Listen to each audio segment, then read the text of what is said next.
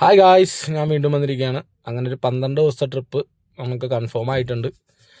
കുറച്ച് നാളത്തെ ഇടവേളയ്ക്ക് ശേഷമാണ് നമ്മൾ വണ്ടി എടുത്തിട്ട് പുറത്തേക്ക് ഇറങ്ങുന്നത്. കുറച്ച് പേഴ്സണൽ കാര്യങ്ങളൊക്കെ ഉണ്ടായിരുന്നു.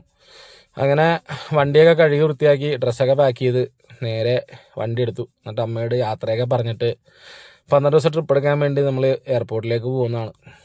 ബീച്ച് റോഡ് പിടിച്ചിട്ടാണ് പോകുന്നത്. ബീച്ച് റോഡ് കുറച്ച് ഓടിച്ച് അങ്ങോട്ട് മുന്നോട്ട് ചെന്ന് കഴിഞ്ഞപ്പോൾ അഴീക്കൽ വരെ എത്തി. അഴീക്കൽ കാഴ്ചകളാണ് ലൈറ്റ് ഹൗസും അവിടെ 2 പാലമുണ്ട് അടുപ്പിച്ച്. അങ്ങനെ അതൊക്കെ കയറി ഗസ്റ്റിനെയൊക്കെ പിക്ക് ചെയ്ത് നേരെ പോയത് റാസയിലോട്ടാണ്. അവർ രാവിലത്തെ ഫ്ലൈറ്റിന് വന്നതുകൊണ്ട് അവർക്ക് ബ്രേക്ക്ഫാസ്റ്റ് കഴിക്കണമെന്ന് പറഞ്ഞു. അങ്ങനെ അവരൊക്കെ ആയിട്ട് ബ്രേക്ക്ഫാസ്റ്റ് കൊടുത്തു. അവിടുന്ന് തന്നെ ഞാനും ഭക്ഷണം കഴിച്ചു. മസാല ദോശ ഓർഡർ ചെയ്തു. അങ്ങനെ മസാല ദോശയൊക്കെ കഴിച്ചു. നേരെ അടിമാലിയിലേക്കാണ് നമ്മൾ പോകുന്നത്. അവിടെ വന്നപ്പോൾ കുക്കുംബറും ഓറഞ്ചൊക്കെ മേടിക്കണമെന്ന് പറഞ്ഞു ഗസ്റ്റ്. അങ്ങനെ അതൊക്കെ മേടിച്ചു. അടിമാലി ടൗണിൽ നിന്ന് പിന്നെ നമ്മൾ നേരെ ഗ്രാൻഡ് ക്ലിഫിലേക്കാണ് പോകുന്നത്, മാങ്കുളത്ത്. അവിടെയാണ് ഗസ്റ്റിൻ്റെ ഹോട്ടൽ. 3 ദിവസം ഗസ്റ്റ് ഇവിടെയാണ് താമസിക്കാൻ പോകുന്നത്. ഞാൻ നേരത്തെ ഇതിനു മുന്നേ ഇവിടെ വന്നിട്ടുണ്ട്. ഒരു 7 മാസം 8 മാസം മുന്നേ ഇവിടെ വന്നിട്ടുണ്ട്. അങ്ങനെ ഗസ്റ്റിനെ കൊണ്ടുവന്ന് നമ്മൾ റിസപ്ഷനിൽ കൊണ്ടുവന്നു, ചെക്ക് ഇൻ ചെയ്യിപ്പിച്ചു. ലഗേജൊക്കെ ഇറക്കിയതിന് ശേഷം നേരെ പോയത് പാർക്കിങ്ങിലേക്കാണ്. പാർക്കിങ്ങിലേക്ക് പോകുന്ന വഴി അവരുടെ സൈഡ് വാളൊക്കെ ഞാനൊന്ന് ശ്രദ്ധിച്ചു. കുറേ ആർട്ടിഫിഷ്യലായിട്ടുള്ള കാര്യങ്ങളൊക്കെ അവർ ചെയ്തു വെച്ചിട്ടുണ്ട്. കുറേ രൂപങ്ങളും പക്ഷികളും ആനിമൽസും എല്ലാം അവർ ഭിത്തിയിൽ ചെയ്തു വെച്ചിട്ടുണ്ട് സിമെൻറ്റിൽ.